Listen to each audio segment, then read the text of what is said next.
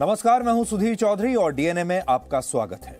इस वक्त की सबसे बड़ी खबर यह है कि रशिया के राष्ट्रपति व्लादिमीर पुतिन और भारत के प्रधानमंत्री नरेंद्र मोदी के बीच आज रात को यूक्रेन के मामले पर दूसरी बार बातचीत होगी और उम्मीद यह है कि प्रधानमंत्री मोदी यूक्रेन में फंसे भारतीय छात्रों की सुरक्षा का मुद्दा व्लादिमीर पुतिन के साथ उठा सकते हैं।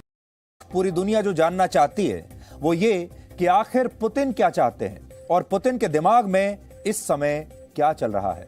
इस समय युद्ध क्षेत्र से तमाम रिपोर्टर्स अलग अलग चैनल्स के, अलग अलग अखबारों के रिपोर्टिंग कर रहे हैं। कोई कीव में है, कोई खार्किव में है, कोई मॉस्को में है, कोई पोलैंड में है और हर कोई रिपोर्टर, हर चैनल आपको यही बता रहा है कि वो युद्ध क्षेत्र से, ग्राउंड जीरो से आपके लिए रिपोर्टिंग कर रहा है। लेकिन आज हमें एक ऐसे रिपोर्टर की तलाश है जो ये कह सके कि वो व्लादिमीर पुतिन के दिमाग से रिपोर्टिंग कर रहा है और वो हमें ये बता सकता है कि पुतिन के दिमाग में आखिर इस समय क्या चल रहा है। आज भारत में और पश्चिमी देशों में बहुत सारे लोग ऐसे भी हैं जो ये कह रहे हैं कि भारत को इस समय पुतिन का साथ नहीं देना चाहिए। तो आज हम आपको ये भी बताएंगे कि बदलती परिस्थितियों में भारत को अमेरिका का साथ देने में फायदा है या रशिया का साथ देने में उसे ज्यादा फायदा है। अमेरिका की गंभीरता का अंदाजा आप इसी बात से लगा सकते हैं कि राष्ट्रपति जो बाइडेन ने कल अपने भाषण में यूक्रेन के लोगों को संबोधित करते समय उन्हें गलती से ईरान के लोग बता दिया। आज हम आपको यह भी बताएंगे कि पोलैंड की यात्रा पर गए ब्रिटेन के प्रधानमंत्री बोरिस जॉनसन को वहां के एक पत्रकार ने कितना डांटा और बोरिस जॉनसन के पास इन सवालों का कोई जवाब नहीं था। और आखिर में हम आपको पिछले 24 घंटों के युद्ध के तमाम अपडेट्स देंगे और युद्ध क्षेत्र से आने वाले नए वीडियोस दिखाएंगे, जिससे आप ये समझ पाएंगे कि रशिया ने यूक्रेन में अब बड़े पैमाने पर हमले करने शुरू कर दिए हैं, जिससे यूक्रेन के सैनिक और नागरिक दोनों मारे जा रहे हैं। लेकिन इस समय की सबसे बड़ी खबर आपके लिए यह है कि कीव में मौजूद भारतीय दूतावास की तरफ से यूक्रेन के खार्किव शहर में फंसे भारतीय छात्रों से कहा गया है कि वो आज रात 9:30 बजे तक किसी भी तरह से, किसी भी स्थिति में खार्किव शहर को छोड़कर वहां से तुरंत बाहर निकल जाएं। भारतीय दूतावास ने यह सलाह दी है छात्रों को कि अगर इन छात्रों को खार्किव से निकलने के लिए कोई वाहन नहीं भी मिलता तो भी वो खार्किव से कुछ दूर 3 इलाकों में पैदल ही जा सकते हैं। यानी बस किसी भी तरीके से ये यहां से निकल जाएं, चाहे उन्हें कोई गाड़ी भी ना मिले तो फिर पैदल निकल जाएं। इनमें पाइसोचेन खार्किव से 11 किलोमीटर दूर है, हमारे जो छात्र हैं वो वहां जा सकते हैं। दूसरी जगह है बबई जो 12 किलोमीटर दूर है और तीसरी जगह है बेज़लाउ दिव्का जो वहां से 16 किलोमीटर दूर है। भारतीय दूतावास की सलाह से ऐसा लगता है कि खार्किव में रशिया की सेना बहुत जल्द कोई बड़ी कार्रवाई करने वाली है। दूसरी बड़ी खबर आपके लिए यह है कि आज रात को प्रधानमंत्री मोदी व्लादिमीर पुतिन से यूक्रेन के मामले पर दूसरी बार बात करने वाले हैं और उम्मीद है कि इस दौरान वो यूक्रेन के खार्किव जैसे शहरों में फंसे हुए भारतीय छात्रों को सेफ पैसेज देने के मुद्दे पर उनसे बात कर सकते हैं, क्योंकि भारत में अभी एक बहुत बड़ा मुद्दा बन रहा है कि जो 20,000 भारतीय यूक्रेन में रहते हैं उन्हें कैसे सुरक्षित यहां से वापस निकाला जाए। खार्किव में हालात कितने खराब हैं इसे आप इस वीडियो से समझ सकते हैं। आज वहां एक व्यक्ति रिहायशी इमारत के बाहर खड़ा हुआ था, लेकिन इसी दौरान एक मिसाइल अटैक हुआ और इस व्यक्ति की मृत्यु हो गई।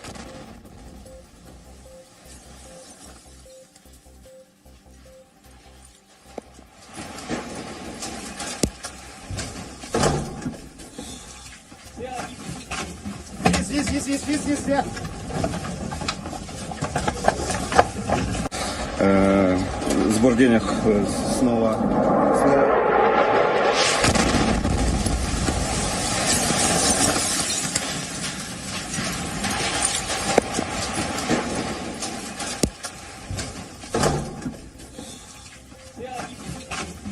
Здесь.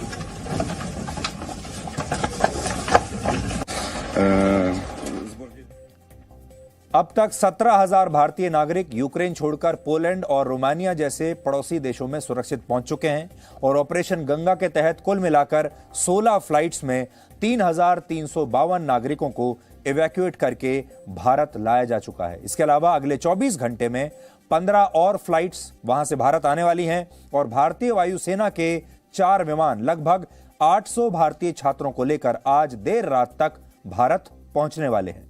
भारत पूरी दुनिया में इकलौता ऐसा देश है जिसके 4 सीनियर मंत्री यूक्रेन के पड़ोसी देशों में पहुंचकर भारतीय छात्रों को इवैक्यूएट करवा रहे हैं, पूरे इंतजाम खुद सुपरवाइज कर रहे हैं। और ये सभी मंत्री यूक्रेन से भारतीय छात्रों को हवाई अड्डे तक जाकर, विमान तक जाकर विदा कर रहे हैं। और भारत में मौजूद जो मंत्री हैं वो उनका स्वागत उसी हौसले के साथ एयरपोर्ट पर जाकर कर रहे हैं।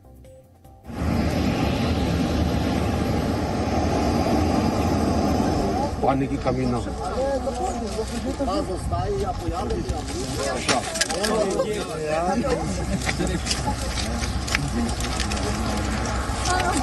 So they have landed in Lviv and then they are coming here. Hopefully the others who are remaining there will also come out.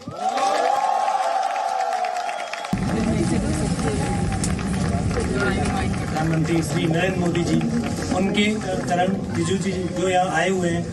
अब आप सब लोगों को सुरक्षित वापस हम लोग भेज रहे हैं और मैं यहीं हूँ और अपने सभी दोस्तों को भी कह देना। My name is Smriti Irani. I'm here to welcome you all back on behalf of every Indian. Welcome back home. Bharat माता की जय! भारत माता की जय! भारत माता की जय! जय हिंद! जय हिंद!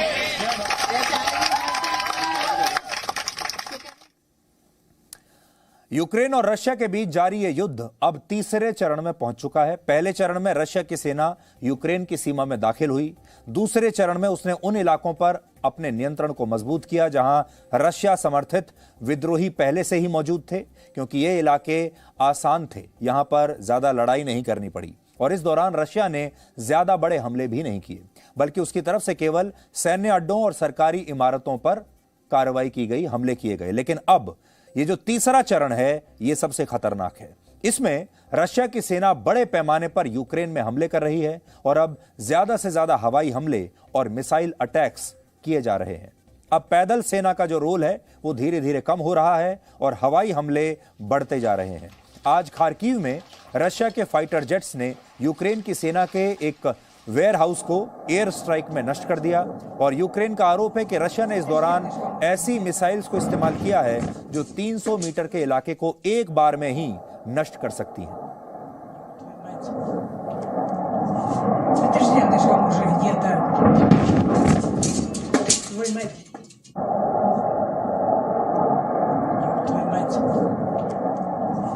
Это ж рядышком уже где-то. Твою мать. Твою мать. Это ж рядышком уже где-то. Твою мать. खार्किव में ही आज रशिया ने यूक्रेन के एक तोपखाने को भी बम धमाके में उड़ा दिया और ऐसा बताया जा रहा है कि हमले के दौरान यहां यूक्रेन के कुछ सैनिक भी मौजूद थे और ये सैनिक अपनी आखिरी सांस तक इस तोपखाने में रखे हथियारों की रक्षा करते रहे और आखिर में उन्होंने अपनी जान दे दी।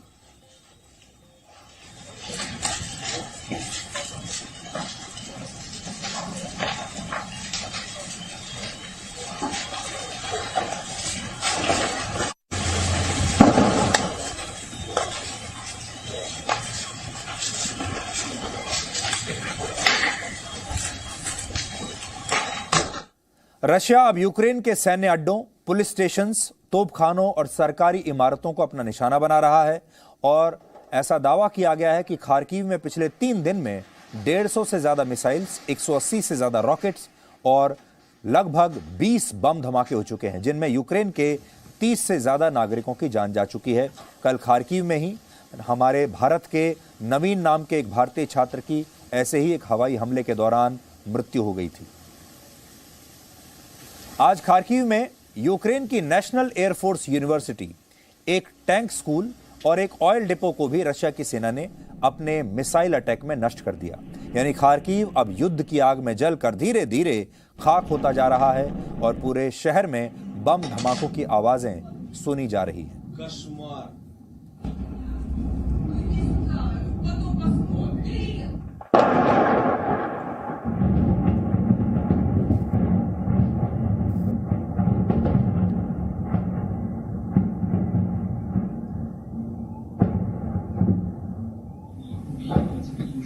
Боже, сейчас нахрен все сгорит. Боже, оно дальше потекло. Хоть бы деревья не зацепило, Господи. इस समय यूक्रेन का 70% हिस्सा युद्ध की आग में जल रहा है और रशिया की सेना का यह दावा है कि उसने दक्षिणी यूक्रेन में स्थित खैरसॉन इलाके पर अपना कब्जा पूरा कर लिया है। यानी इस इलाके पर उसने पूरा कब्जा कर लिया है और वहां के हवाई अड्डों को भी नष्ट कर चुके हैं ये लोग।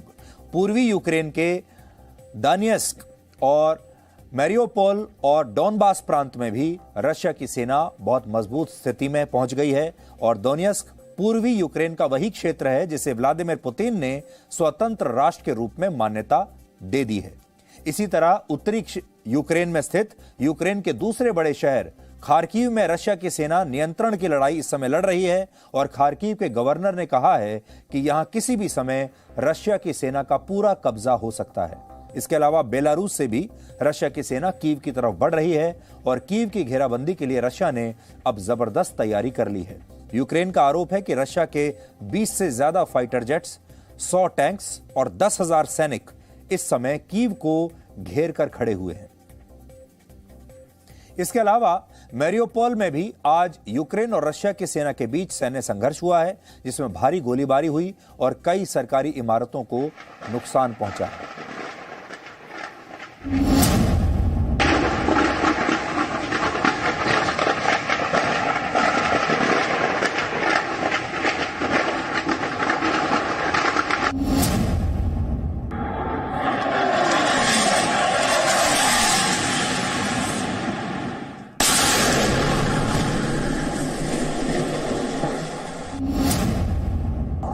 Это ж рядышком уже где-то. Твою мать. Ёб твою мать.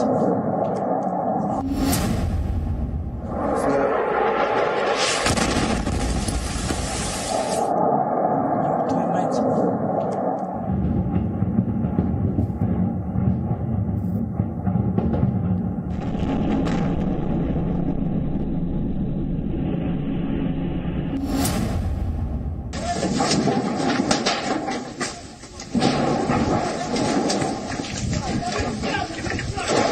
В этом доме есть человек, вот в этом доме. Аккуратно, учите, какую нитку надо. Давай.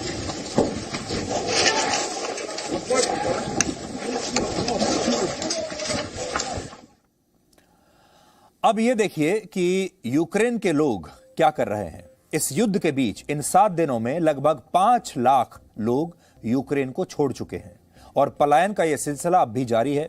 इनमें 2,81,000 लोगों ने यूक्रेन के पड़ोसी देश पोलैंड में शरण ली है। तो अब आप ये देखिए कि सबसे ज्यादा लोग कहां जा रहे हैं। सबसे ज्यादा जा रहे हैं पोलैंड।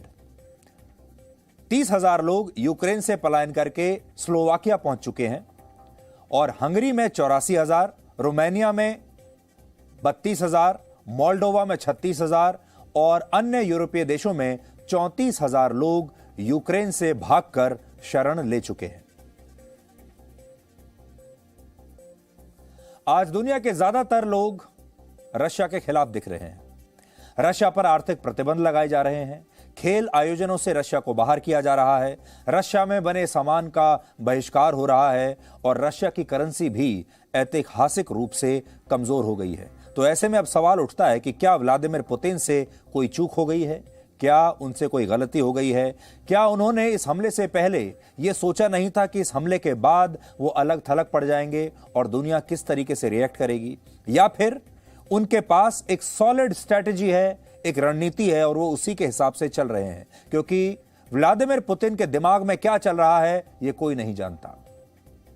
इसे समझने के लिए आपको पुतिन के माउस माइंड के बारे में जानना होगा। आज हम आपको एक छोटी सी घटना बताते हैं जो पुतिन के जीवन में हुई थी, उससे आप समझ पाएंगे। तो जैसा कि हमने आज आपको शुरू में कहा था, इस समय दुनिया भर के न्यूज चैनल्स के रिपोर्टर्स युद्ध क्षेत्र से आपके लिए रिपोर्टिंग कर रहे हैं। पूरी दुनिया को बता रहे हैं वहां पर क्या चल रहा है।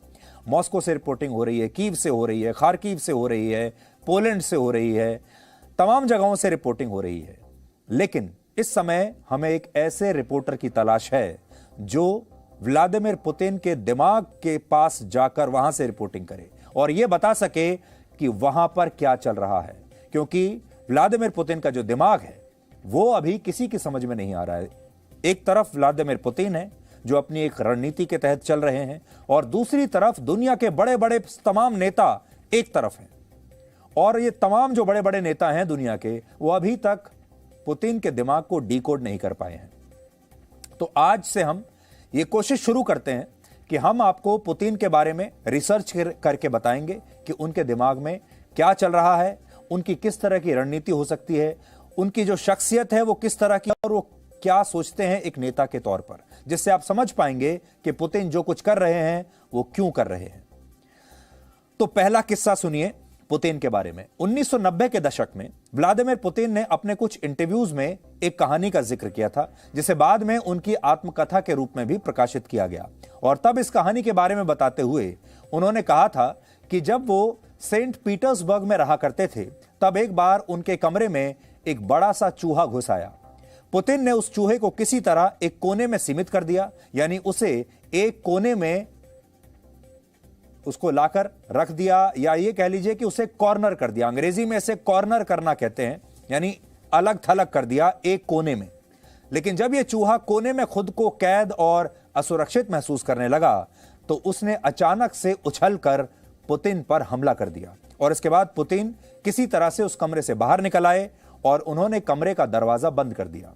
पुतिन इस कहानी के बारे में बताते हुए आगे कहते हैं कि उस दिन उन्होंने इस चूहे से बहुत कुछ सीखा। देखिए, रशिया का राष्ट्रपति कह रहा है कि उसने एक चूहे से कुछ सीखा, और उन्होंने उस चूहे से यह सीखा कि जब किसी को अलग थलग किया जाता है, यानी उसे कॉर्नर कर दिया जाता है, तब वो व्यक्ति पहले से कहीं ज्यादा आक्रामक और खतरनाक हो जाता है, क्योंकि उस समय वो सिर्फ अपनी सुरक्षा के बारे में सोच रहा होता है, फिर वो दुनिया के बारे में नहीं सोचता। और इस समय भी दुनिया पुतिन के साथ वही कर रही है, यानी रशिया पर कड़े आर्थिक प्रतिबंध लगाकर पुतिन को कॉर्नर किया जा रहा है, अलग थलग किया जा रहा है, और इससे पुतिन शायद और ज्यादा खतरनाक और आक्रामक होते जा रहे हैं। यानी दुनिया उन्हें जितना कोने में धकेलेगी, जितना अलग थलग करेगी, जितना आइसोलेट करेगी, जितना ज्यादा उनका बहिष्कार करेगी, वो उतनी ही तेजी से और ज्यादा आक्रमण करेंगे और ज्यादा खतरनाक होते चले जाएंगे। इसलिए आज अमेरिका और पश्चिमी देशों को यह सोचना चाहिए कि क्या वो पुतिन को रोकने के लिए उनकी कुछ शर्तें मान सकते हैं, या फिर वो इस बात के लिए तैयार हैं कि पुतिन आगे चलकर उन्हें अपना और भी ज्यादा खतरनाक रूप दिखाएं। और ये काम पुतिन ने शुरू कर दिया है, क्योंकि पुतिन धीरे धीरे अब इस युद्ध को और ज्यादा खतरनाक रूप देते जा रहे हैं। पहले लोगों ने सोचा था कि पुतिन एक छोटा सा युद्ध करेंगे, थोड़ा सा यूक्रेन को डराएंगे और फिर युद्ध समाप्त हो जाएगा। लेकिन अगर आप देखिए, 7 दिन हो चुके हैं और हर दिन ये युद्ध बढ़ता ही जा रहा है, हर दिन ये और ज्यादा खतरनाक हुआ है। और अब तो पुतिन ये कहने लगे हैं कि वो न्यूक्लियर हथियारों के इस्तेमाल के लिए भी तैयार हैं। ये वैसे ही कर रहे हैं जैसा उस चूहे ने एक जमाने में पुतिन के साथ किया था। और हम ऐसा इसलिए भी कह रहे हैं क्योंकि जिस तरह से आज पुतिन को कॉर्नर किया जा रहा है, ठीक उसी तरह दूसरे विश्व युद्ध से पहले जर्मनी को भी अलग थलग करने की कोशिश की गई थी। तब पहले विश्व युद्ध की हार के बाद जर्मनी को युद्ध के हार जाने के तौर पर फ्रांस, ब्रिटेन और अमेरिका जैसे देशों को बहुत बड़ी रकम देनी होती थी, और इससे जर्मनी की अर्थव्यवस्था को बहुत भारी नुकसान हो रहा था। इस आर्थिक बोझ से जर्मनी को इतना ज्यादा कोने में धकेल दिया गया कि वहां पहले अडोल्फ हिटलर का उदय हुआ और हिटलर ने दूसरे विश्व युद्ध की जमीन तैयार कर दी, और आज भी ऐसा लगता है कि वैसा ही हो रहा है। इसलिए अक्सर हम ये बात करते हैं कि हमें हमेशा इतिहास को जरूर पढ़ना चाहिए और इतिहास में क्या हुआ था उन घटनाओं से सीखना चाहिए। और कहा भी जाता है कि इतिहास कई बार अपने आप को दोहराता है। रशिया के पूर्व राष्ट्रपति दमित्री मेदवेदेव ने एक बार कहा है कि आज जिस तरह से अमेरिका और पश्चिमी देश रशिया पर आर्थिक प्रतिबंध लगा रहे हैं, ये फैसले रशिया को और आक्रामक बना सकते हैं और दुनिया को एक नए युद्ध की आग में झोंक सकते हैं। इस संकट के बीच यूक्रेन के पूर्व राष्ट्रपति विक्टर यानुकोविच अभी बेलारूस के एक शहर में है, मिन्स्क में, और खबरें यह आ रही हैं कि पुतिन यूक्रेन के मौजूदा राष्ट्रपति जेलेंस्की को हटाकर यानुकोविच को ही यूक्रेन का अगला राष्ट्रपति दोबारा से नियुक्त कर सकते हैं। यानुकोविच 2010 से 2014 तक यूक्रेन के राष्ट्रपति रह चुके हैं और 2014 में वो यूक्रेन को यूरोपीय यूनियन की बजाय रशिया के साथ जोड़ना चाहते थे। यानी आप ये समझ लीजिए कि ये रशिया का समर्थन करने वाले नेता हैं और रशिया ये चाहता है कि अब दोबारा से राष्ट्रपति की कुर्सी पर इन्हें बैठा दिया जाए। और इसके बाद जब वो यूरोपीय यूनियन को छोड़कर रशिया के साथ मिलना चाहते थे तो यूक्रेन में उनके खिलाफ हिंसक विरोध प्रदर्शन शुरू हो गए थे और इतने ज्यादा विरोध प्रदर्शन हुए इस बात को लेकर कि उन्हें भागकर रशिया में शरण लेनी पड़ी थी। और इसके बाद ही 2014 में रशिया ने क्राइमिया पर कब्जा किया था। इससे आप समझ सकते हैं कि पुतिन के दिमाग में इस समय क्या चल रहा है। वो यूक्रेन में एक ऐसे नेता को राष्ट्रपति की कुर्सी पर बैठा सकते हैं जिन्हें वो आसानी से रिमोट कंट्रोल से अपने नियंत्रण में रख पाएं और यूक्रेन में अमेरिका और पश्चिमी देशों की भूमिका को भी वो सीमित कर पाएं। इसलिए अब वो चाहते हैं कि वो अपने किसी आदमी को, ज़ेलेंस्की को हटाकर यूक्रेन के राष्ट्रपति पद पर बैठा दें और फिर उसको रिमोट कंट्रोल से चलाते रहें। पुतिन के दिमाग में युद्ध को लेकर क्या रणनीति चल रही है, अब आप ये समझिए। रशिया की सरकारी न्यूज एजेंसी स्पुतनिक को दिए एक इंटरव्यू में रशिया के विदेश मंत्री ने कहा है कि अगर तीसरा विश्व युद्ध हुआ तो इसमें परमाणु हथियारों का इस्तेमाल हो सकता है। अब ये एक बहुत बड़ी धमकी है और तीसरा विश्व युद्ध, बहुत सारे लोग तो कह ही रहे हैं कि ये तीसरा विश्व युद्ध शुरू होने के कगार पर है और ये जो इस समय यूक्रेन में और रशिया के बीच में चल रहा है, इससे तीसरा विश्व युद्ध शुरू हो सकता है। यानी जब इसमें एक से ज्यादा देश कूद पड़ेंगे तो एक तरीके से ये वर्ल्ड वॉर का रूप ले लेगा। और रशिया का विदेश मंत्री क्या कहता है? वो कहता है कि जो तीसरा वर्ल्ड वॉर होगा उसमें न्यूक्लियर हथियारों का इस्तेमाल हो सकता है।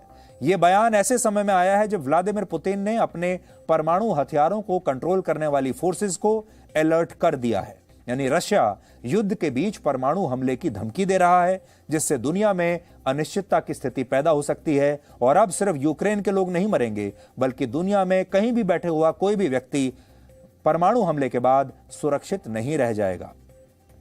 मंगलवार को रशिया की परमाणु पनडुब्बियों ने बेरेंट्स सी में युद्ध अभ्यास किया है, जिससे दुनिया की चिंता काफी बढ़ गई है और युद्ध के दौरान किए गए ऐसे किसी भी अभ्यास को एक बड़े खतरे का संकेत माना जाता है।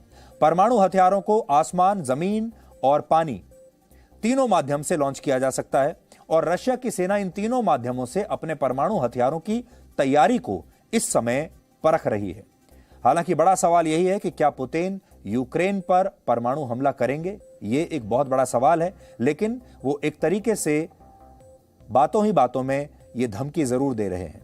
आपको याद होगा कल हमने आपको रशिया की एस्केलेट टू डी एस्केलेट की रणनीति के बारे में बताया था। इस रणनीति का मतलब होता है कि युद्ध को अचानक से इतना खतरनाक और विशाल रूप दे दो कि दुनिया के सभी पक्ष शांति की बात करने पर मजबूर हो जाएं। और व्लादिमीर पुतिन शायद इसी रणनीति पर काम कर रहे हैं। अभी वो युद्ध को एस्केलेट कर रहे हैं, मतलब युद्ध को और बढ़ा रहे हैं, युद्ध को हर दिन और ज्यादा खतरनाक कर रहे हैं और इसके लिए हो सकता है कि वो कम असर वाले कुछ परमाणु हथियारों के इस्तेमाल की इजाजत भी दे दें, क्योंकि अगर परमाणु बम इस्तेमाल हुआ तो फिर बड़ी बड़ी महाशक्तियों को रशिया के साथ शांति वार्ता के लिए मजबूर होना ही पड़ेगा। या आप ऐसा समझ लीजिए कि रशिया इस समय एक आत्मघाती व्यक्ति की तरह काम कर रहा है। आत्मघाती जो लोग होता है, जो आत्मघाती दस्ता होता है, वो अपने आप को ही मार लेता है।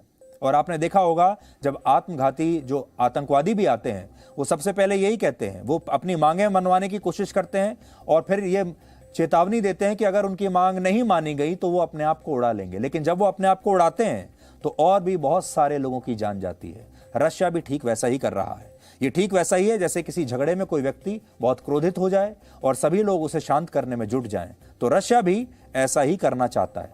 वो युद्ध को एस्केलेट कर रहे हैं और जब युद्ध चरम पर होगा तो शायद रशिया डी एस्केलेट की रणनीति पर शिफ्ट हो जाएगा। पूरी दुनिया में केवल 9 देश ऐसे हैं जिनके पास परमाणु हथियार हैं और इन देशों में भी सबसे बड़ी परमाणु शक्ति इस समय रशिया के ही पास है। आप अपने नक्शे पर देख सकते हैं कि इस समय पूरी दुनिया में परमाणु हथियार कहां कहां पर रखे हुए हैं और आप अब इस नक्शे पर यह समझिए कि परमाणु हथियारों के जरिए इन तमाम देशों ने असल में पूरी दुनिया को कवर कर लिया है और यह परमाणु हथियार कहीं पर भी अगर फटा, अमेरिका से लेकर उत्तर कोरिया तक, तो इसमें न जाने कितने लाख या करोड़ों बेकसूर लोग मारे जाएंगे। इस युद्ध के बीच यूक्रेन के अलग अलग इलाकों में बिल्डिंग्स पर क्रॉस के निशान बनाए जा रहे हैं और ऐसा कहा जा रहा है कि रशिया की सेना यूक्रेन पर लेजर गाइडेड मिसाइल से अटैक करने वाली है और इसीलिए इन इमारतों को पहले से ही चिन्हित कर लिया गया है। यानी संभव है कि पुतिन इस युद्ध को ज्यादा लंबा ना खींचें और एक बड़ा हमला करके यूक्रेन को तुरंत ही सरेंडर करने के लिए मजबूर कर दें। हालांकि यूक्रेन के रक्षा मंत्रालय ने बयान जारी करके कहा है कि यूक्रेन का एक एक नागरिक आखिरी सांस तक अपनी आजादी के लिए रशिया की सेना से लड़ेगा। इसके अलावा यूक्रेन के रक्षा मंत्रालय का दावा है कि पिछले 7 दिनों में वो रशिया के 200 से ज्यादा टैंक्स को पूरी तरह नष्ट कर चुका है और इस पलटवार में उसके एक भी सैनिक की जान नहीं गई है, जबकि वो ये ऐसा कह रहे हैं कि रशिया के 5000 से ज्यादा सैनिक मारे जा चुके हैं। यूक्रेन रशिया के टैंक्स को निशाना बनाने के लिए खास तरह के ड्रोन्स का इस्तेमाल कर रहा है जो एक साथ कई मिसाइल्स को लॉन्च करने में सक्षम है और ये ड्रोन्स यूक्रेन ने टर्की से वर्ष 2019 में खरीदे थे और ये ड्रोन्स आजकल उनके बहुत काम आ रहे हैं। ये ड्रोन्स एयर डिफेंस सिस्टम को चकमा देने में माहिर हैं और अधिकतम 225 किलोमीटर प्रति घंटा की रफ्तार से 18,000 फीट की ऊंचाई पर ये ड्रोन्स उड़ान भर सकते हैं। एक समय में 4 मिसाइल फायर करके ये अपने टारगेट को नष्ट कर सकते हैं और सबसे अहम ये बात है कि वजन में ये हल्के होते हैं और इन्हें कहीं से भी ऑपरेट किया जा सकता है। यानी यूक्रेन के सैनिक किसी बॉम्ब शेल्टर में छिपकर भी इसे ऑपरेट करके रशिया की सेना पर हमले कर सकते हैं। हालांकि रशिया ने यूक्रेन के रक्षा मंत्रालय पर झूठी जानकारी फैलाने का आरोप लगाया है और कहा है कि यूक्रेन के ड्रोन अटैक्स में रशिया के 200 टैंक्स नष्ट होने की बात बिल्कुल गलत है, बल्कि रशिया की सेना ने बताया है कि उसके मिसाइल हमले में यूक्रेन के ऐसे 3 से 4 ड्रोन्स को नष्ट कर दिया गया है। यहां जो बात आपको समझनी है वो ये कि युद्ध केवल त्रासदी नहीं लाता, बल्कि यह हथियार बेचने वाले देशों के लिए एक सुनहरे मौकों की तरह होता है। उदाहरण के लिए पिछले 3 दिन से पूरी दुनिया में टर्की के इन ड्रोन्स को लेकर चर्चा हो रही है। और कुछ अंतर्राष्ट्रीय मीडिया की रिपोर्ट्स में यह दावा किया गया है कि पूर्वी यूरोप के कुछ और देशों ने टर्की से यही ड्रोन्स खरीदने की इच्छा जताई है। यानी इस तरह से हथियारों के बारे में जो जानकारियां छप रही हैं वो एक रणनीति का हिस्सा भी हो सकती हैं जिससे हथियार बेचने वाले देशों का फायदा हो, और इस समय ऐसा ही हो रहा है। हालांकि यूक्रेन के रक्षा मंत्रालय ने ऐसे कई वीडियोस जारी किए हैं जिनमें ये ड्रोन्स रशिया की सेना को जबरदस्त तरीके से नुकसान पहुंचाते हुए दिख रहे हैं और आप भी कुछ तस्वीरें देख सकते हैं।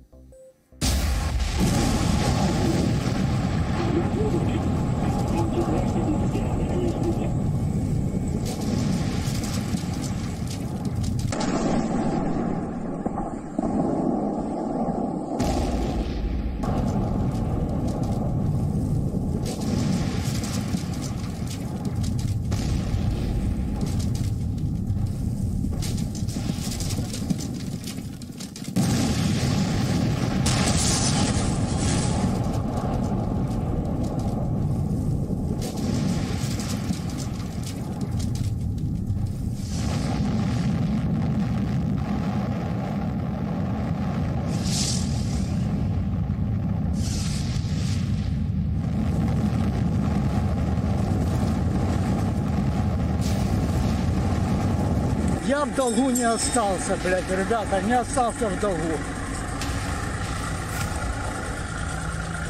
Это кадыровцы ебаные, блядь. Как пришли, блядь, сука, так и на тот свет ушли.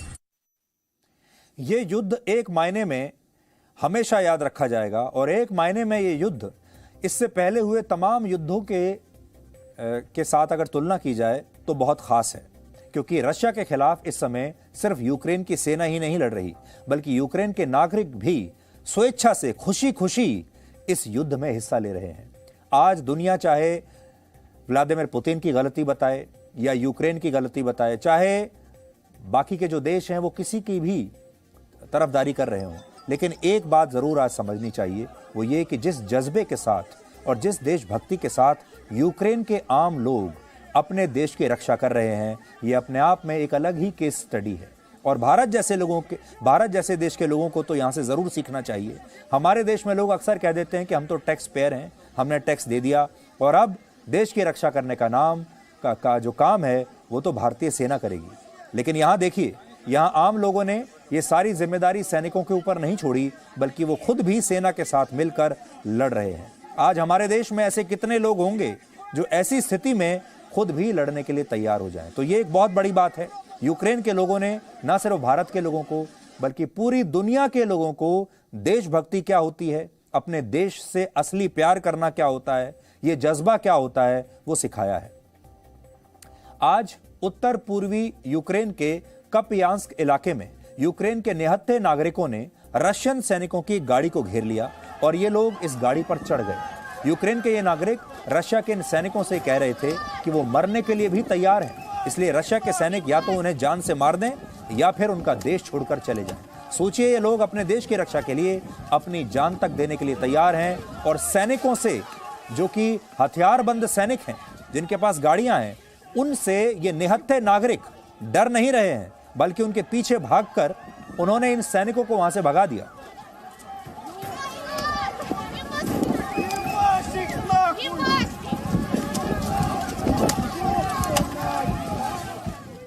तो ये हमारे देश के उन खास लोगों के लिए, उस खास वर्ग के लिए, विपक्ष के नेताओं के लिए, और जो हमारे देश में कुछ गिने चुने पत्रकार हैं जो ऐसे समय में भी राजनीति कर रहे हैं, जो ऐसे समय में भी भारत को बदनाम कर रहे हैं, जो ऐसे समय में भी ऑपरेशन गंगा की नाकामी के लिए दुआ कर रहे हैं, जो ऐसे समय में भी अगर एक भी किसी भारतीय को जरा सी खरोंच भी आ जाती है तो उसे इतना बड़ा बनाकर पूरी दुनिया के सामने पेश करते हैं जैसे कि भारत कुछ कर ही नहीं रहा है और भारत ने अपने लोगों को अकेला छोड़ दिया है। ऐसे लोगों को इन तस्वीरों से सीख लेनी चाहिए। पूर्वी यूक्रेन के एक और शहर मैरियोपोल में भी यूक्रेन के नागरिकों ने रशिया की सेना के 5 किलोमीटर लंबे एक काफिले को रोक दिया।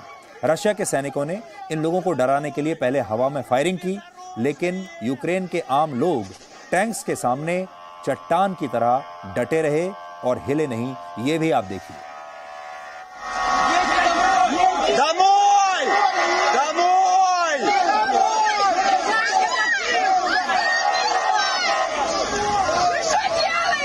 Домой!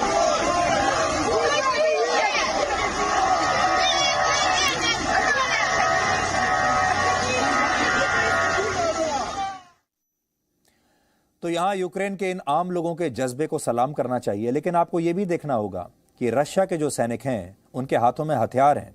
वो चाहें तो मिनटों में इन लोगों की हत्या कर सकते थे, इन्हें अपने रास्ते से हटा सकते थे, लेकिन रशिया के सैनिक भी बहुत हल्के हाथ से इन लोगों से निपट रहे हैं और रशिया के सैनिक भी इन्हें नरमी दिखा रहे हैं, सख्ती के साथ इनसे निपट नहीं रहे हैं। और जहां उन्हें ऐसा लगता है कि आगे चलकर उन्हें या तो इनको मारना पड़ेगा, हत्या करनी पड़ेगी, हथियारों का इस्तेमाल करना पड़ेगा, तो कई जगह से रशिया के जो सैनिक हैं वो पीछे भी हट जाते हैं।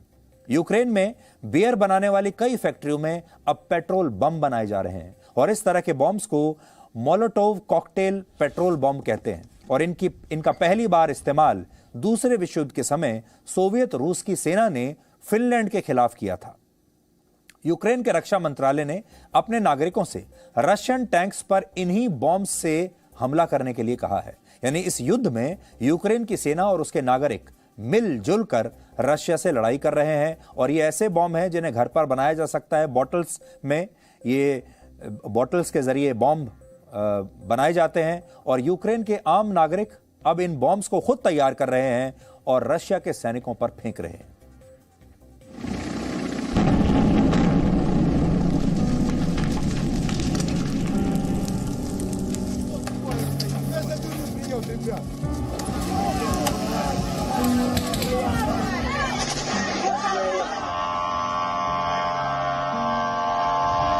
Здесь я потому, что ко мне пришли в дом те, кому были не рады.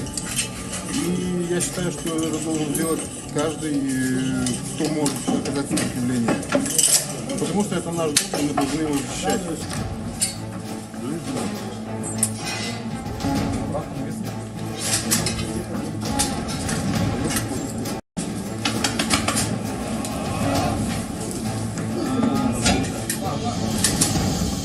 Почему? Потому что в 2014 я пошел в Добробат, а теперь, видимо, опять пришло время.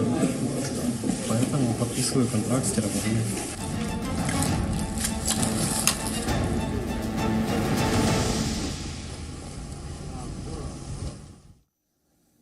आज भारत में और पश्चिमी देशों में ऐसे बहुत सारे लोग हैं जो ये कह रहे हैं कि भारत को इस समय पुतिन का साथ नहीं देना चाहिए और भारत को इस समय यूक्रेन का साथ देना चाहिए, अमेरिका का साथ देना चाहिए, नेटो फोर्सेस का साथ देना चाहिए और यूरोपीय यूनियन का साथ देना चाहिए, क्योंकि आखिरकार रशिया ने एक दूसरे स्वतंत्र देश पर हमला किया है और उसे अपना गुलाम बनाने की कोशिश की है। और भारत जैसे लोकतांत्रिक देश को, जो कि महात्मा गांधी के सिद्धांतों पर चलता है, जो कि अहिंसा के सिद्धांतों पर चलता है, लोकतांत्रिक सिद्धांतों पर चलता है, ऐसे देश को तो पुतिन का बिल्कुल साथ नहीं देना चाहिए। इस तरह के आक्रमण के साथ भारत खड़ा नहीं हो सकता।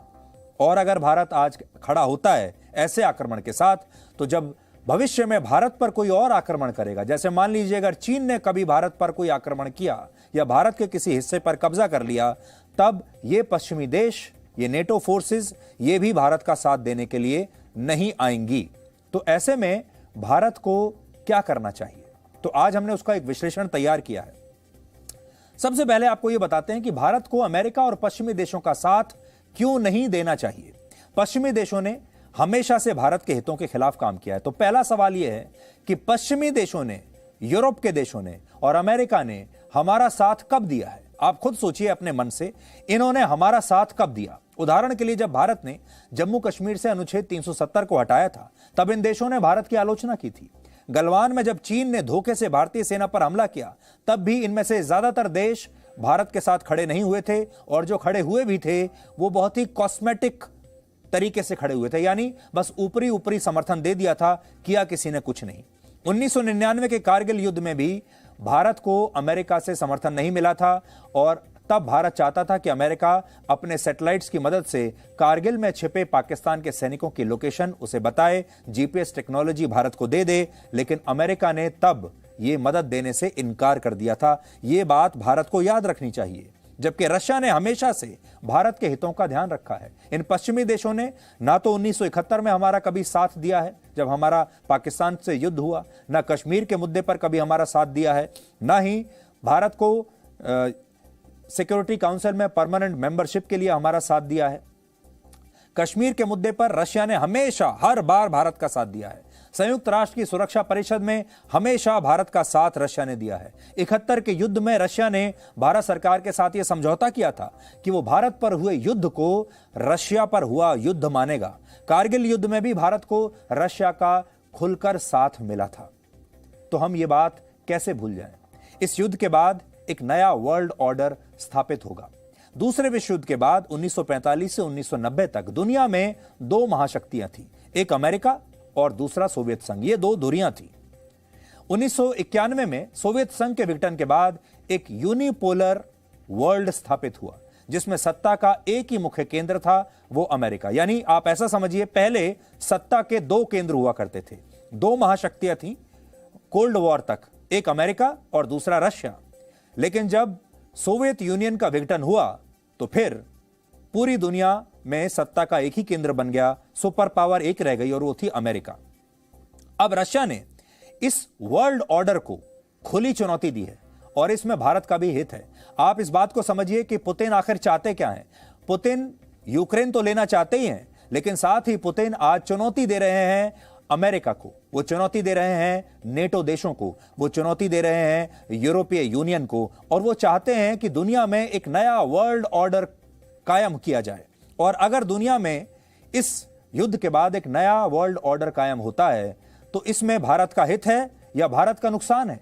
क्योंकि इस युद्ध के बाद जो हम देख पा रहे हैं, एक मल्टीपोलर वर्ल्ड उभर कर सामने आएगा, जिसमें अमेरिका की जो दादागिरी थी अकेले दम पर, वो समाप्त हो जाएगी। अब अमेरिका का वो प्रभाव नहीं बचेगा जो पिछले 45 साल से, हम 50 साल से देखते आ रहे हैं। अमेरिका काफी कमजोर हो जाएगा और वो अकेली सुपर पावर नहीं रहेगा। और अब जो नया वर्ल्ड ऑर्डर आएगा, इसमें अमेरिका और रशिया के अलावा कई लोग होंगे। भारत, चीन और जर्मनी जैसे देशों की भूमिका बहुत अहम हो जाएगी। इसके अलावा इस मल्टीपोलर वर्ल्ड में, मल्टीपोलर वर्ल्ड का मतलब है कि अब सत्ता की जो केंद्र हैं, सत्ता के कई केंद्र हो जाएंगे एक की बजाय। और इस मल्टीपोलर वर्ल्ड में रशिया की भूमिका भारत के लिए बहुत महत्वपूर्ण बनी रहेगी, क्योंकि जब यह नया वर्ल्ड ऑर्डर बनेगा तो भारत भी इस नए वर्ल्ड ऑर्डर में एक बहुत सक्रिय भूमिका निभाएगा। तो भारत अब आगे की जो बड़ी चुनौती रहेगी वो ये है कि अगर इस समय भारत ने रशिया का साथ नहीं दिया तो भारत और चीन के विवाद में रशिया न्यूट्रल नहीं रहेगा, उसका झुकाव चीन की तरफ हो जाएगा। भारतीय मिसाइल टेक्नोलॉजी और न्यूक्लियर प्रोग्राम में रशिया की भूमिका बहुत अहम है। रशिया ने इन चीजों में भी हमारा साथ दिया है। एक और बहुत बड़ी बात यह है कि हमारा 60% जो हथियार है भारत के पास वो रशिया से खरीदा हुआ हथियार है और हमें उसकी लगातार सर्विसिंग चाहिए, हमें उसकी स्पेयर पार्ट्स चाहिए और हमें यह भी देखना है कि उसकी कंटिन्यूटी बनी रहे, यानी हमें उसकी लगातार सर्विसिंग मिले, हमें स्पेयर पार्ट्स मिलते रहें और यह समर्थन रशिया हमें जारी रखे, जो कि अगर हम इस समय हमने रशिया के साथ संबंध तोड़ लिए तो यह सर्विसिंग रुक जाएगी, स्पेयर पार्ट्स रुक जाएंगे और सोचिए रशिया की तरफ से भी हथियार आने बंद हो जाएंगे। और अमेरिका तो धोखेबाज हमेशा से रहा है और अमेरिका ने भी अगर हमें हथियार देना बंद कर दिया तो फिर क्या होगा। तो एक बड़ी बात यह है कि अगर यह नया वर्ल्ड ऑर्डर बना तो इस वर्ल्ड ऑर्डर में आपको भारत, चीन, रशिया और जर्मनी जैसे देश दिखाई देंगे और भारत जो कि आज वर्ल्ड ऑर्डर में काफी नीचे है, भारत को टॉप 5 में आने का एक मौका मिलेगा और रशिया जो है वो पहले की तरह ही भारत का साथ देता रहेगा। सबसे बड़ी बात है चीन को लेकर भारत का समर्थन कौन करेगा, अमेरिका करेगा या रशिया करेगा। अमेरिका की तरफ से और दूसरे देशों की तरफ से अभी क्वाड बनाया गया है जो 4 देशों का एक संगठन है, वो भी चीन के खिलाफ बनाया गया है। लेकिन भारत को एक बार यह भी देखना होगा कि क्वाड में भारत अकेला ऐसा देश है जिसकी सीमाएं चीन से मिलती हैं, यानी जो बिल्कुल चीन के बगल में बैठा है। बाकी ये तमाम देश बहुत दूर बैठे हैं, इन्हें बहुत ज्यादा फर्क नहीं पड़ता। इसलिए जो लोग कहते हैं कि रशिया इंपॉर्टेंट नहीं है, रशिया महत्वपूर्ण नहीं है, उन्हें समझना होगा कि रशिया बहुत महत्वपूर्ण है और भारत अपने सारे फैसले अमेरिका के कहने पर नहीं ले सकता। आज दिन भर अमेरिका के राष्ट्रपति जो बाइडेन के एक बयान की काफी चर्चा हुई, जिससे आप ये समझ पाएंगे कि जो पश्चिमी नेता हैं ये कितनी गंभीरता से ऐसे मुद्दों के बारे में चर्चा करते हैं। और इस चर्चा की वजह यह है कि जो बाइडेन ने अपने भाषण में कल रात यूक्रेन में अमेरिकी सेना को उतारने का ऐलान किया, लेकिन इस दौरान उन्होंने यूक्रेन के लोगों को संबोधित करते हुए उन्हें यूक्रेन की बजाय ईरान के लोग कह दिया। Putin may circle Kyiv with tanks, but he'll never gain the hearts and souls of the Iranian people. But he'll never gain the hearts and souls of the Iranian people. He'll never extinguish their love of freedom, and he will never weaken the resolve of the free world. Ukraine को युद्ध की आग में झोंकने की एक बड़ी वजह America और यूरोपीय देश भी हैं, जो लगातार ये कहते रहे कि वो यूक्रेन के साथ हैं और उसकी पूरी मदद करेंगे। लेकिन जब रशिया ने यूक्रेन पर हमला किया तो इन देशों ने यूक्रेन को अकेला छोड़ दिया। भारत को यहां से भी एक सीख लेनी चाहिए और इस विश्वासघात का दर्द पोलैंड में दिखाई दे रहा है, जब ब्रिटेन के प्रधानमंत्री बोरिस जॉनसन एक प्रेस कॉन्फ्रेंस करने के लिए वहां पहुंचे, क्योंकि जब वो पोलैंड की यात्रा पर थे। और इस प्रेस कॉन्फ्रेंस में मौजूद यूक्रेन के एक पत्रकार ने बोरिस जॉनसन को काफी डांटा और कहा कि यूक्रेन की जनता रो रही है, लेकिन अमेरिका और पश्चिमी देश चुपचाप बैठकर तमाशा देख रहे हैं और रशिया पर लगाए गए उनके प्रतिबंधों का आखिर फायदा ही क्या हो रहा है।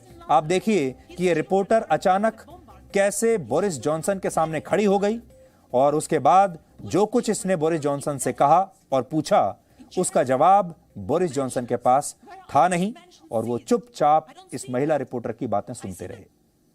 You are coming to Poland. You are not coming to Kiev, Prime Minister. You are not coming to Lviv because you are afraid.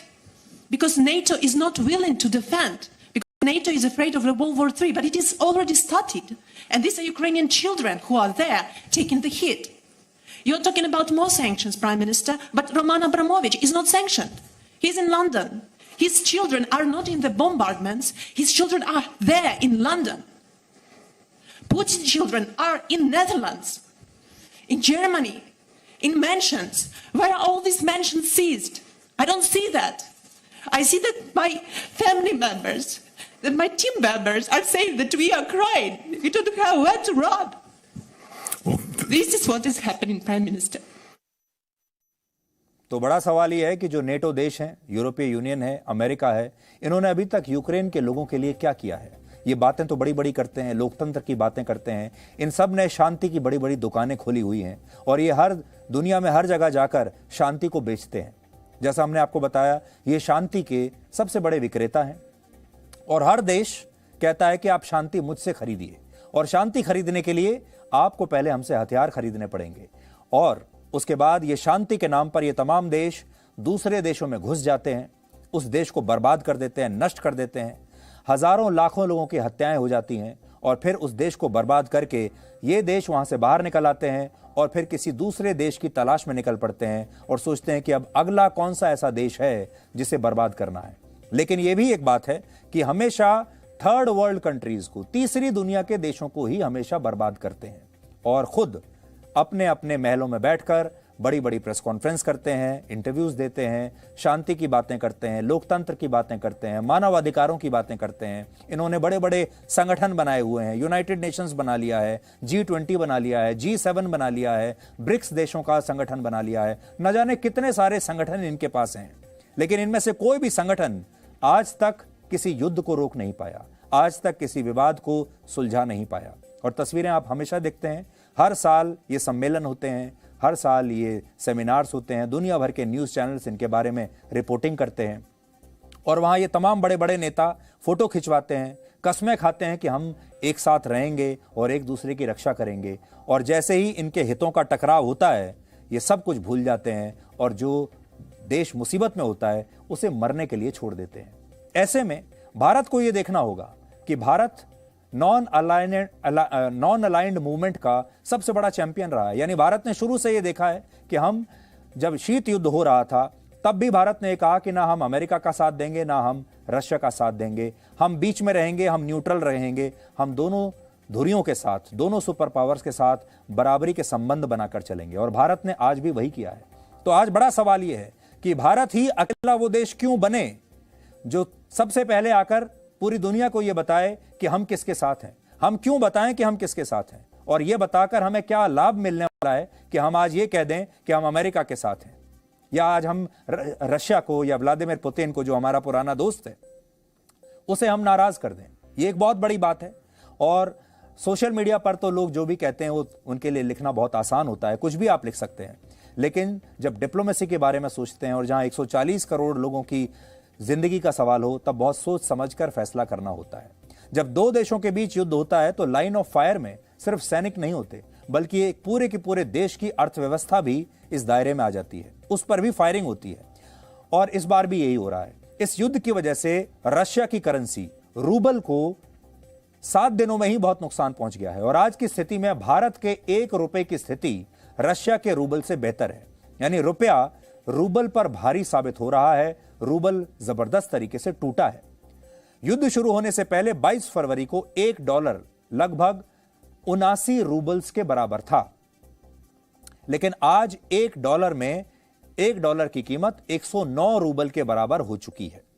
तो रूबल लगातार गिर रहा है, टूट रहा है। सरल शब्दों में कहें तो अगर आपके पास $1 है तो आप इसे रशिया की करेंसी में एक्सचेंज कराते हैं तो इसके बदले आपको $1 के लिए 109 रूबल मिल जाएंगे, जबकि 10 दिन पहले तक $1 के बदले 80 रूबल ही मिलते थे। यानी उसकी जो वैल्यू है वो लगातार कम हो रही है। अगर रुपए से रूबल की तुलना करें तो युद्ध शुरू होने से पहले 22 फरवरी को $1 लगभग 1 रूबल के बराबर था। यानी रूबल और रुपए की वैल्यू बराबर थी, लेकिन अब $1 लगभग 1.5 रूबल के बराबर है।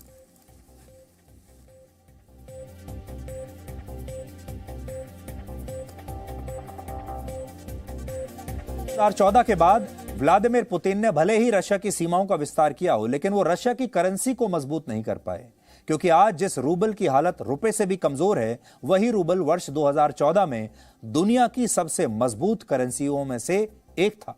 उस समय $1 30 रूबल के बराबर था और आज $1 109 रूबल के बराबर है। रूबल के अलावा इस युद्ध की वजह से कच्चे तेल की कीमतें $113 प्रति बैरल तक पहुंच गई हैं। पिछले 11 साल में यह कच्चे तेल की अब तक की सबसे ज्यादा कीमत है और इसका मतलब यह है कि कच्चे तेल की कीमतें बढ़ने से भारत को इनके इंपोर्ट पर और ज्यादा पैसा चुकाना होगा, क्योंकि और महंगे दाम पर इसे खरीदना होगा और इसका असर आम लोगों पर पड़ेगा। आने वाले दिनों में पेट्रोल, डीजल और नेचुरल गैस समेत दूसरे पेट्रोलियम प्रोडक्ट्स बहुत महंगे हो जाएंगे हमारे अपने देश में। इसके अलावा पेट्रोल डीजल की कीमतें बढ़ी तो जरूरी सामान का ट्रांसपोर्टेशन भी महंगा हो जाएगा। यानी अगर पेट्रोल डीजल बढ़ा तो फिर हर चीज, हर वस्तु महंगी होगी, सब्जियां, फल, दूध वगैरह सब कुछ। अगर अमेरिका और पश्चिमी देशों द्वारा रशिया के एनर्जी सेक्टर पर प्रतिबंध बढ़ाए जाते हैं तो इससे आने वाले दिनों में कच्चे तेल की कीमतें ऐतिहासिक स्तर पर पहुंच जाएंगी और ये कीमतें $130 प्रति बैरल तक भी पहुंच सकती हैं। इस युद्ध के बीच एक खबर की दुनिया में बहुत चर्चा हो रही है और वो ये कि अल्कोहल ड्रिंक वोडका, उसका भविष्य अब क्या होगा। आप तो जानते हैं जब भी रशिया के बारे में बात होती है तो वोडका की बात जरूर होती है और आज भारत जैसे देश में भी बहुत सारे लोगों की जो फेवरेट ड्रिंक है वो वोडका है। दुनिया में ज्यादातर देशों में अचानक से वोडका की बिक्री घट गई है और लोग रशिया का विरोध करने के लिए अब वोडका को नहीं खरीद रहे हैं, वोडका का भी बहिष्कार कर रहे हैं। इसके अलावा कुछ देशों ने रशिया में बनी वोडका पर कड़े प्रतिबंध भी लगा दिए हैं। इन देशों में अमेरिका, फिनलैंड, डेनमार्क और लिथुआनिया जैसे छोटे देश भी हैं। इसके अलावा न्यूजीलैंड और ऑस्ट्रेलिया की 3 बड़ी अल्कोहल रिटेल चेन्स ने अपने सभी स्टोर से रशिया में बनी वोडका को हटा दिया है और वहां पर यूक्रेन के झंडे लगा दिए हैं और लोगों से अपील की है कि वो रशिया में बनी वोडका न खरीदें। वोडका को रशिया की ट्रेडिशनल अल्कोहल ड्रिंक माना जाता है। 14वीं शताब्दी में जब पोलैंड और यूक्रेन जैसे देश रूसी साम्राज्य का हिस्सा होते थे, उस समय पहली बार वोडका की खोज पोलैंड में हुई थी। इसके बाद यह ड्रिंक रूसी साम्राज्य में इतना लोकप्रिय हुआ कि लोगों ने इसे अपने घरों में बनाना सीख लिया और 20वीं शताब्दी में सोवियत संघ के विघटन के बाद रशिया ने इसे अपनी एक सॉफ्ट पावर के तौर पर स्थापित कर लिया। आज बहुत सारे लोग रशिया मतलब वोडका समझते हैं। उदाहरण के लिए अमेरिका के पूर्व राष्ट्रपति रिचर्ड निक्सन ने वर्ष 1994 में एक लेख लिखा था जिसमें उन्होंने कहा कि जब भी मॉस्को में बड़े आयोजन होते हैं तब रशिया के नेता उन्हें वोडका पीने पर जोर देते हैं। उस समय रिचर्ड निक्सन ने यह सलाह दी थी कि अमेरिका के नेताओं को रशिया के वोडका के प्रभाव में नहीं आना चाहिए क्योंकि ऐसा करके रशिया अमेरिका से अपनी सभी शर्तों को मनवा सकता है। यानी रशिया के जो नेता हैं वो अमेरिका के नेताओं को वोडका पिला देंगे और उनसे सारे जो उनके मांगे हैं, शर्तें हैं, मनवा लेंगे। इसके अलावा जब पुतिन केजीबी में बतौर एजेंट काम किया करते थे तब उन्होंने एक पत्रकार से कहा था अगर किसी इंसान से कोई काम कराना हो तो उनके पास इसके लिए 3 तरीके हैं। पहला है उसे ब्लैकमेल करो, दूसरा है वोडका पिला दो और तीसरा है उसे जान से मारने की धमकी दो। एक ब्रेक ले लेते हैं और ब्रेक के बाद आपको बताएंगे कि क्या रशिया 15 दिन में यूक्रेन को सरेंडर कराने के इरादे से अब हमले कर रहा है। यह आरोप यूक्रेन की सरकार ने लगाए हैं। रशिया के पूरे एक्शन प्लान के बारे में इस ब्रेक के बाद आपको बताएंगे।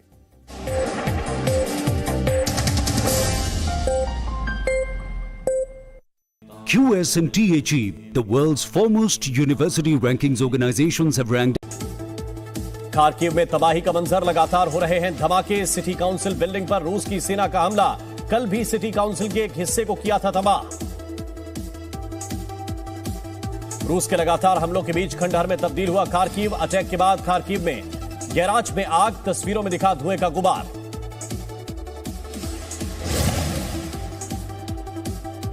सेना की मदद के लिए रूस कर रहा है फाइटर एयरक्राफ्ट का इस्तेमाल। यूक्रेन के बुका इरपिन क्षेत्र में रूसी सैनिकों को हवाई फायर में सपोर्ट कर रहे हैं सुखोई 25S विमान।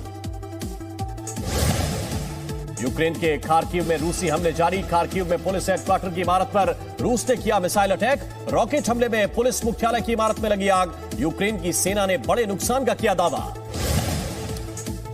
खार्किव में आज गोलीबारी में 4 लोगों की मौत, 9 लोग घायल। खार्किव में पिछले 24 घंटे में करीब 21 लोगों ने जान गंवाई, करीब 112 लोग घायल। यूक्रेन का दावा, कीव से दूर है रूस की सेना। हालांकि बाकी शहरों में तेजी से आगे बढ़ रहे रूस के सैनिक। खरसोन में एक प्रशासनिक इमारत के पास दिखे रूस के सैनिक। खार्किव में रूस ने मिलिट्री एकेडमी पर रॉकेट से किया हमला। यूक्रेन के सैन्य अभियान क्षेत्र में कई हवाई हमले। यूक्रेन के खार्किव में रूस के कई हमले। खार्किव में एयरफील्ड के पास रूस ने किया विस्फोट। खार्किव में एयरफोर्स की नेशनल यूनिवर्सिटी पर अटैक, तस्वीरों में देखा जा सकता है तबाही का मंजर। खार्किव में रूसी मिसाइलों के हमले से वेयरहाउस तबाह। खार्किव में यूक्रेन सेना के वेयरहाउस में विस्फोट। रूसी हमले से यूक्रेन में कोहराम। यूक्रेन की सेना का दावा, खार्किव शहर में रूस के पैराट्रूपर्स उतारे गए। रूसी पैराट्रूपर्स ने खार्किव में अस्पताल को बनाया निशाना। यूक्रेन सेना का दावा, दोनों सेनाओं के बीच में मुठभेड़ जारी। यूक्रेन के ओदेसा में दिखे रूस के हेलीकॉप्टर। ओदेसा यूक्रेन के उन इलाकों में से है जहां से रूस ने की थी हमले की शुरुआत। ब्लैक सी से लगती है ओदेसा शहर की सीमा।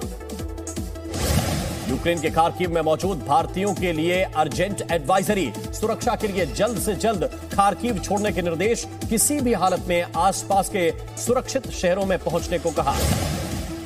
रूस लगातार कर रहा है यूक्रेन के अलग अलग शहरों में बमबारी। पूर्वी यूक्रेन के लुहांस्क के लिसिकांस्क में रूस का हमला। टीवी टावर पर रूस ने किया मिसाइल अटैक। तीसरा विश्व युद्ध विनाशकारी होगा। यूक्रेन के साथ विवाद के बीच रूस के विदेश मंत्री सरगेई लावरोव की बड़ी धमकी। कहा, अगर तीसरा विश्व युद्ध हुआ तो परमाणु युद्ध होगा। यूक्रेन में रूस की सेना का स्पेशल ऑपरेशन। यूक्रेन में लगातार आगे बढ़ रहे हैं सैनिक। सेना की मदद के लिए आर्मी एविएशन के हेलीकॉप्टर हुए शामिल। रूस पर यूक्रेन का आरोप, जंग में बच्चों को भी निशाना बना रहे हैं पुतिन। अब बड़ी बात यह है कि पश्चिमी देश बिना एक भी गोली चलाए, बिना एक भी हथियार का इस्तेमाल किए रशिया को कमजोर कैसे कर सकते हैं। और उनकी पूरी कोशिश है कि इससे पहले कि पुतिन अपनी रणनीति को अपने चरम पर ले जाएं और पुतिन जैसा चाहते थे वैसा कर पाएं, उससे पहले ही रशिया को इतना कमजोर कर दो पैसे की दृष्टि से कि पुतिन का सपना कभी पूरा ना हो पाए।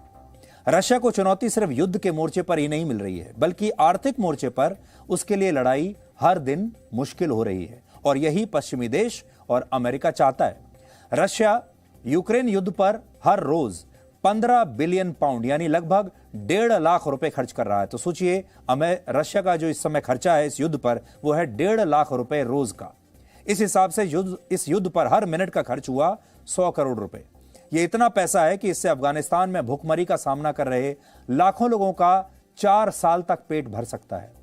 रशिया को इस युद्ध की एक बहुत बड़ी कीमत इस समय चुकानी पड़ रही है। जैसा हमने आपको कहा, 1.5 लाख रुपए हर रोज, 1.5 लाख करोड़ रुपए हर रोज। रशिया की कंपनियों को भी, प्राइवेट कंपनियों को भी यूक्रेन संकट से हर दिन लगभग $15 बिलियन यानी 1 लाख करोड़ रुपए से ज्यादा का नुकसान हो रहा है। इसके अलावा रशिया के कुछ बैंकों को वित्तीय लेन देन के लिए इस्तेमाल होने वाले अंतर्राष्ट्रीय मंच, जिसे हम स्विफ्ट कहते हैं, उन्हें इन बैंकों को स्विफ्ट से हटा दिया गया है। इनमें रशिया का सेंट्रल बैंक है और आज ही यूरोपीय यूनियन ने स्विफ्ट से 7 और रशियन बैंक्स को बाहर कर दिया है। अब आप ये समझिए कि स्विफ्ट क्या होता है और ये जो फैसला लिया है स्विफ्ट से उन्हें हटाने का, इससे रशिया को कितना नुकसान होगा। स्विफ्ट से रशिया के बैंकों को हटाने का उसकी अर्थव्यवस्था पर गहरा असर होगा। स्विफ्ट का अर्थ होता है society for world wide interbank financial telecommunication. ये एक प्लेटफॉर्म होता है। ये एक ऐसा अंतर्राष्ट्रीय प्लेटफॉर्म है, मंच है, जिसके जरिए दुनिया भर के बैंक्स और वित्तीय संस्थाएं एक दूसरे के साथ विश्वसनीय और गोपनीय तरीके से कारोबार करती हैं, सूचनाएं एक दूसरे के साथ शेयर करती हैं और एक दूसरे को लोन्स भी देती हैं। ये पूरी व्यवस्था बहुत जटिल होती है और इसमें यह सुनिश्चित करना होता है कि वित्तीय लेन देन के समय कोई हैकर्स इसे नुकसान ना पहुंचा पाएं और स्विफ्ट का इस्तेमाल इसी कारण से होता है। वर्ष 2021 में दुनिया की 11,000 वित्तीय संस्थाएं स्विफ्ट पर रजिस्टर्ड थीं और इन संस्थाओं द्वारा प्रतिदिन 4 से 4.5 करोड़ मैसेजेस यानी संदेश और सूचनाएं इस मंच के जरिए एक दूसरे के साथ शेयर की जाती हैं और इस समय दुनिया के 200 देश इसका इस्तेमाल करते हैं। स्विफ्ट से भी किसी देश को बैन करना कैसे उस देश की अर्थव्यवस्था को बर्बाद कर सकता है, अब उसका उदाहरण अगर आप देखने जाएंगे तो इसका सबसे बड़ा उदाहरण है ईरान। ईरान की बर्बादी का यही कारण था। वर्ष 2012 में ईरान के बैंकों को स्विफ्ट से बाहर कर दिया गया था और इसके बाद ईरान का तेल निर्यात 30 लाख बैरल प्रतिदिन से घटकर सिर्फ 10 लाख बैरल प्रतिदिन रह गया था। होता यह है कि जब किसी देश को इस प्लेटफॉर्म से हटा दिया जाता है तो उस देश की अंतर्राष्ट्रीय व्यापार करने की क्षमता बहुत सीमित हो जाती है। अगर आप अब भी इस बात को नहीं समझे तो एक और उदाहरण देखिए। मान लीजिए आप बाजार में किसी दुकान से कोई सामान खरीदने गए और उस दुकान पर लेन देन के लिए केवल डिजिटल पेमेंट एप्स का इस्तेमाल होता है, लेकिन इन सभी पेमेंट एप्स ने कुछ कारणों से आपको ब्लॉक कर दिया है या आपका क्रेडिट कार्ड ब्लॉक हो गया है और आप तमाम ऐसे ऐप से ब्लॉक्ड हैं, तो आप उस दुकान से चाहकर भी कुछ खरीद नहीं पाएंगे। ठीक उसी तरह स्विफ्ट प्लेटफॉर्म पर भी यही होता है। जिन देशों की वित्तीय संस्थाएं और बैंक्स इस प्लेटफॉर्म पर नहीं होते उन देशों के लिए दूसरे देशों के साथ व्यापार करना, किसी दूसरे देश से कुछ खरीदना या उसे कुछ भी बेचना बहुत मुश्किल हो जाता है। और रशिया के सामने अब सबसे बड़ी चुनौती यही आने वाली है, और अगर ऐसा हुआ तो रशिया की आमदनी पर बहुत बुरा असर पड़ेगा। इससे रशिया के लिए अंतर्राष्ट्रीय बाजार में तेल, गैस और हथियारों को बेचना बहुत मुश्किल हो जाएगा। रशिया अंतर्राष्ट्रीय लोन्स नहीं ले पाएगा और डॉलर में उसके लिए व्यापार करना और भी मुश्किल हो जाएगा। वैसे रशिया वर्ष 2014 में ही समझ गया था कि भविष्य में उसे अलग थलग करने के लिए इस तरह का कदम अमेरिका उठा सकता है और उसे स्विफ्ट से बाहर कर सकता है। इसलिए वो पिछले 8 वर्षों में स्विफ्ट जैसी ही एक और व्यवस्था को विकसित कर चुका है। इसे system for transfer of financial message यानी SPFS कहते हैं, ये उसका नाम है। हालांकि स्विफ्ट की तुलना में यह मंच अभी काफी अस्थिर है, छोटा है और कमजोर भी है। स्विफ्ट पर दुनिया की 11,000 वित्तीय संस्थाएं हैं और रशिया ने जो अपनी ये प्लेटफॉर्म जो तैयार किया था SPFS, इस पर सिर्फ 400 संस्थाएं इस समय हैं। और अब से कुछ देर पहले यूक्रेन ने दावा किया है कि रशिया ने उस पर हमले की योजना 18 जनवरी को ही बना ली थी और रशिया की सेना का अनुमान था कि वो 15 दिनों के अंदर यूक्रेन की सेना को सरेंडर करवा देगा। आज युद्ध का 7वां दिन है, यानी अब भी 8 दिन बचे हुए हैं और रशिया ने अब अपने हमले तेज कर दिए हैं। इस जानकारी के मुताबिक रशिया का जो पूरा प्लान था वो 15 दिनों का है कि 15 दिनों में यूक्रेन सरेंडर करेगा और अभी तो आधे दिन ही हुए हैं। यूक्रेन ने यह दावा रशिया के टॉप सीक्रेट मिलिट्री डॉक्यूमेंट्स के आधार पर किया है। यूक्रेन का कहना है कि रशिया के सैनिक ये डॉक्यूमेंट्स घबराहट में छोड़कर भाग गए थे और इन दस्तावेजों में यूक्रेन पर हमले का पूरा एक्शन प्लान बना हुआ है। रशिया की अंतरिक्ष एजेंसी के प्रमुख ने भी यह कहा है कि उनके देश का कोई भी सैटेलाइट हैक नहीं हुआ है, लेकिन अगर आने वाले दिनों में किसी भी सैटेलाइट को हैक करने की कोशिश की गई तो उसकी वजह से युद्ध छिड़ सकता है। रशिया की स्पेस एजेंसी 4 मार्च को ब्रिटेन की कंपनी OneWeb के 36 सैटेलाइट्स लॉन्च करने वाली है और उसने ब्रिटेन से इस बात की गारंटी मांगी है कि इन सैटेलाइट्स का इस्तेमाल रशिया के खिलाफ नहीं किया जाएगा। OneWeb ब्रिटेन की एक कंपनी है जो सैटेलाइट्स के जरिए इंटरनेट की सुविधा उपलब्ध कराती है और इसमें भारत की एक निजी टेलीकॉम कंपनी की भी बड़ी हिस्सेदारी है। यूक्रेन के हालात पर अब से थोड़ी देर पहले यहां नई दिल्ली में भारत के प्रधानमंत्री नरेंद्र मोदी ने एक हाई लेवल बैठक की और इस बैठक में वाणिज्य मंत्री पीयूष गोयल, विदेश मंत्री S जयशंकर, राष्ट्रीय सुरक्षा सलाहकार अजीत डोभाल और विदेश सचिव हर्षवर्धन श्रृंगला शामिल हुए और प्रधानमंत्री ने अपने साथियों से, सरकार से पूरा अपडेट लिया है अभी तक का कि यूक्रेन में अभी तक क्या चल रहा है। इस युद्ध को लेकर उनके सामने एक प्रेजेंटेशन रखी गई, उन्होंने तमाम जानकारियां ली हैं और आज रात को ही, जैसा हम आपको बता चुके हैं कि आज रात को प्रधानमंत्री मोदी एक बार फिर से रशिया के राष्ट्रपति व्लादिमीर पुतिन से बात करेंगे। ये हाल के दिनों में उनकी दूसरी बार बातचीत होगी और इस बातचीत में व्लादिमीर पुतिन अपना पक्ष नरेंद्र मोदी को बताएंगे और ऐसी उम्मीद की जा रही है कि प्रधानमंत्री मोदी यूक्रेन में फंसे हुए भारतीयों की सुरक्षा का मुद्दा आज पुतिन के साथ उठा सकते हैं।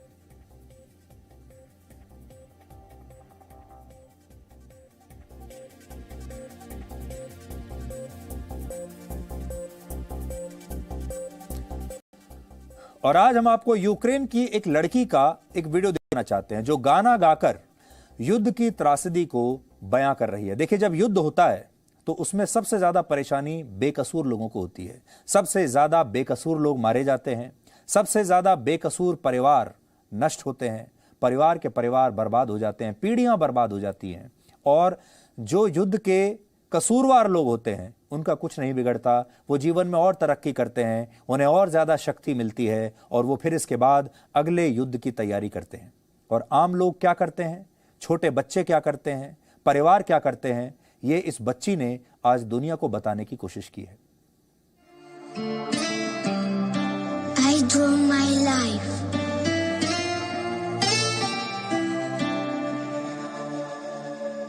Disegno la mia vita e la mia storia di un giorno quando piccola e indifesa mamma e papà mi portarono qui. I draw my life, maljuju moje życia quando il mondo è violento, un futuro non ha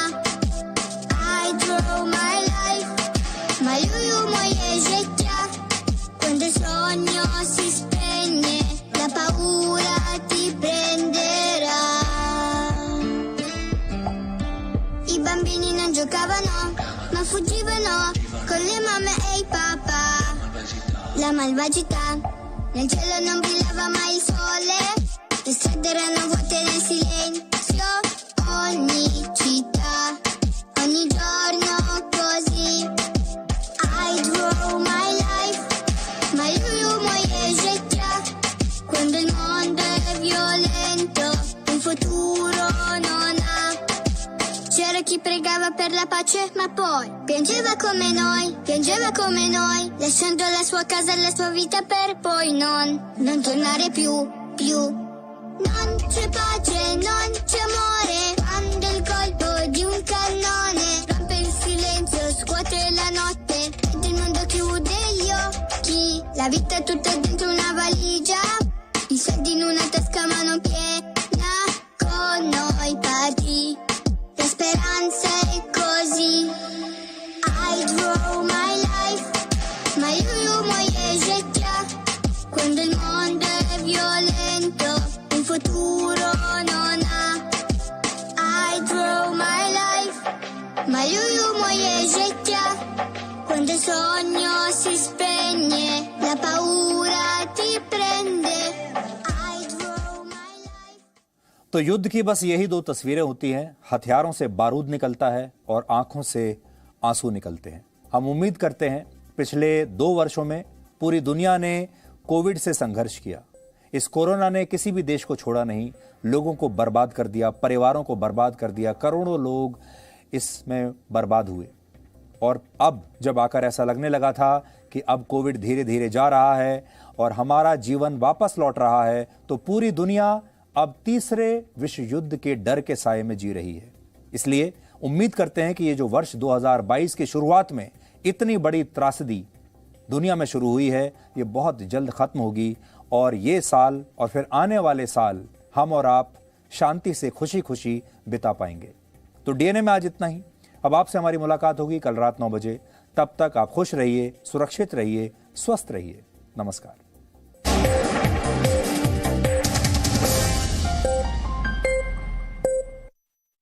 QSMT achieved. The world's foremost university rankings organizations have ranked amateur. Kharkiv में तबाही का मंजर, लगातार हो रहे हैं धमाके। City council building पर रूस की सेना का हमला, कल भी सिटी काउंसिल के एक हिस्से को किया था तबाह। रूस के लगातार हमलों के बीच खंडहर में तब्दील हुआ खार्किव। अटैक के बाद खार्किव में गैराज में आग, तस्वीरों में दिखा धुएं का गुबार।